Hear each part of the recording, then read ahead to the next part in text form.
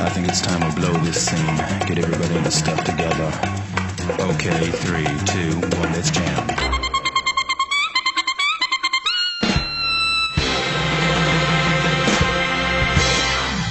On today's episode of 1 Minute Reaction to Black Clover, episode 109, Spatial Mage Brothers. And with this one in the bag, we get two amazing episodes back to back. 108 had Noelle in her Valkyrie form, and now we have the second round of the Battle of Brothers. Yes, we have Finral versus Langris, part 2, and I absolutely loved it. It's so good to see the evolution of Finral from a simple luggage jockey to, you know, the man we see before us, the one that's saving the girl and, you know, rescuing his brother from this reincarnation spell. Not only that, we get a pretty big piece of information at the very end of today's episode. So let's get into it. Last we left off, both sides are heading to the Clover Kingdom capital. Yes, the castle to be more precise. The elves are there to take out the royals. As you guys informed me, that would be House Kira, House Vermilion, and House Silva. Now, as the elves split up, so must the Magic Knights. Nozel, Noelle, and Zora head to House Silva, where they take on the elf possessing the mage, whose ability is Compass. I have to say, that battle was freaking amazing. Not only do we get an evolution in the dynamics of the Silva family, with, you know, Nozel actually admitting he was sorry, and his true intentions were not to harm her, but in fact protect her. But we get an evolution in Noelle's character, a much needed one. Now our three mains, or at least who I consider our three mains, Asta, Yuno, and Noelle, all have transformation abilities. And I have to say, her Valkyrie mode is fucking amazing. Donning this new spell, she literally becomes the angel of the battlefield. Now it seems each royal is taking care of their own house. We see that Kirsch, Mimosa, and Mushroom Bro head to House Vermilion, and it seems they're doing quite a good job of defending their home. They're able to keep out a majority of, I guess, the lower end elves, utilizing both Kirsch and Mushroom Bro's magic, eventually finding a safe pass for the rest of the humans, you know, their servants, to escape. But lo and behold, one of the elves is able to get past our defenses and comes face to face with the group. Although he seems different. He doesn't seem to have any intention to fight. In fact, when it looks like Mimosa and Kirsch are about to gear up for something, he's like, come on, man, let's not do this. He's actually trying to dissuade them. Like, hey, I'd rather not fight. I mean, we could, but I mean, more people are coming too. So we got a bunch of stronger dudes way up in this hideout and it's headed straight towards here. So, I mean, either way, but for right now, let's just, let's relax. And it truly makes you wonder, is this dude really not into fighting, or is he just trying to trick them to let their guard down? Who knows? Before we can find out, we cut to the main action of this episode. Yes, the third group that split apart was Captain Yami, Captain Jack, and Finral, headed straight for the throne room. Yes, thereafter, Langris, whose target is the king, who just so happens to be berating his father and mother for what a shitty son they have. And as soon as we cut to the action, it looks like Langris is already attacking his father. And we see that the father also has some type of spatial magic, but alas, it is no match for this overpowered elf. And it looks like any semblance of Langris is gone, but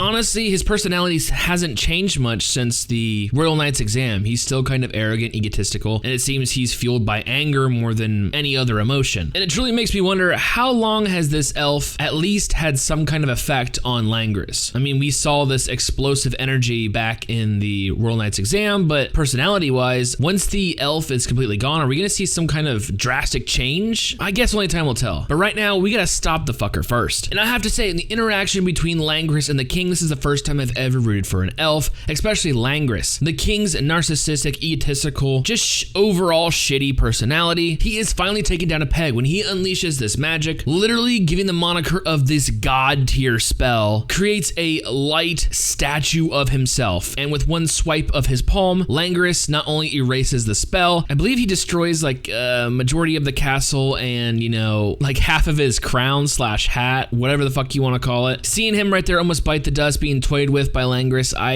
you know, feel a little good, because the dude honestly is just the worst. But before it looks like he's about to erase everybody, his fiance steps in. Yes, the one that Finral is seemingly in love with, the niece of the current king. She tries to persuade the Langris into stopping and is just literally pushed aside. I believe, as we see in her face, we see earlier on in the series, I think she might be sick. sick. I don't know 100%, but it looks like she's already ready to pass out before Langris goes in for an attack. Luckily, Captain Yami, Captain Jack, and Finral, catching her in that bridal position, is just there to save the day. Honestly, the look on his father's face was astounding. Dude, you're nothing but the Black Bull's transport. What the hell are you doing here? You can't make a lick of difference. Honestly, I was hoping for him to tell his dad off a little bit more, but stepping up and saying the reason I'm going to fight is because I'm the older brother is a more sophisticated, less, nice way of telling your dad to go fuck himself. Now, Finral takes this opportunity to get his father and his fiance and his stepmom to safety. Speaking of stepmom, she's still in a stage of denial, constantly calling out for her Langris. Listen, lady, right now, he's gone. So it was oh so nice to literally see Captain Yami pick up both his parents and throw them through the spatial rift. But before Finral can save the king, it looks like Langris has other plans. He came here to kill a royal, and that's what he's going to do. So now it's up to these three to stop this reincarnated super elf, but that's easier said than done. Langris is just ridiculously OP. His spatial magic is super powerful to begin with, but now it seems that it's taken to the next level, especially when it comes to his defense. Now he has this automatic spatial spell that basically activates when anyone gets near him, so his defense is almost untouchable. This is definitely going to be an uphill battle for these three. But luckily for us, we have two captains with us. Yes, after a barrage of back and forth attacks from Langris, we see a little insight into Captain Jack's power. It seems his severing magic also works based on his will. The more he wants to cut something, the stronger his severing magic becomes. Not only that, he's able to attune it to certain different types of magic, as we see in his battle with the elf at the castle entrance. And eventually he is able to slice the spatial magic. Meanwhile, Captain Yami already has the ability to do this. Remember his battle with Veto? He was able to acquire a new spell, a dimensional blade. Utilizing both these spells as well as Finral for support, they were able to finally get some hits on this OP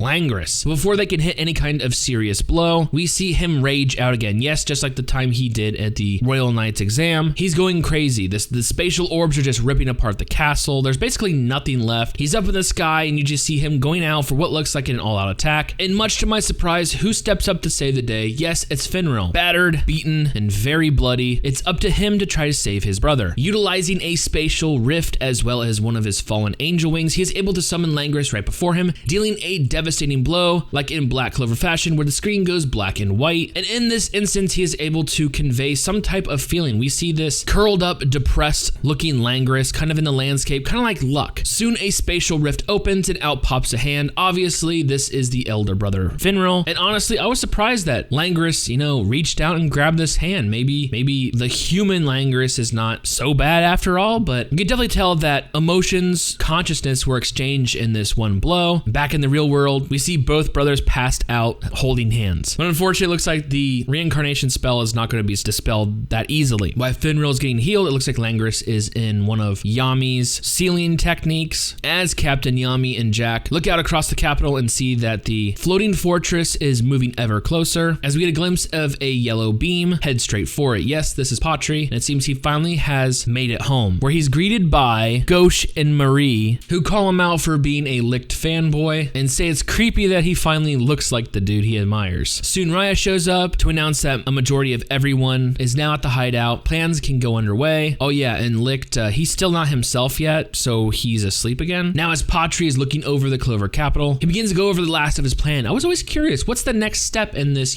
this grand scheme? Well, there seems to be one final step. Placing the last stone in the magic tablet in the Clover capital, basically utilizing the Clover capital as a sacrificial power. Not only will it release the malice that the elves gained during the reincarnation spell, hashtag my theory was pretty accurate, but the reincarnation will finally be complete. And he seems very assured of himself. Victory is just, within my grasp. The stone is just so close. In fact, it's heading right for them. As we learned in the intro, Yuno's pendant is very, very valuable. Yes, it is the final stone, the final part of the elves' grand scheme, and quite possibly the Clover capital's doom. Damn. Today was an amazing episode. This has to be one of my longest 1-minute reactions without being an actual reaction. Have to say, great episode, great animation. Story-wise, it's finally starting to, all come together. I got to see a more favorable outcome in the Langris versus Finral, series. Plus that last revelation about Yuno's pendant being, the cornerstone of this plan, the final nail in the coffin to the Clover kingdom. Who would have thought? They did kind of foreshadow it. He he was on him at, the orphanage, and there was, I think it was episode 3 that Asta and Yuno, had to go get it back, or Asta got it back for let's put it that way. But up until,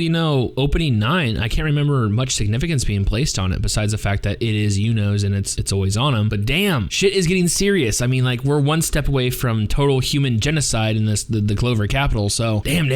This was a great episode, and I'm just so excited. We've had like back-to-back good episodes. So with that being said, and the next one looking pretty stellar too, I cannot wait for future episodes.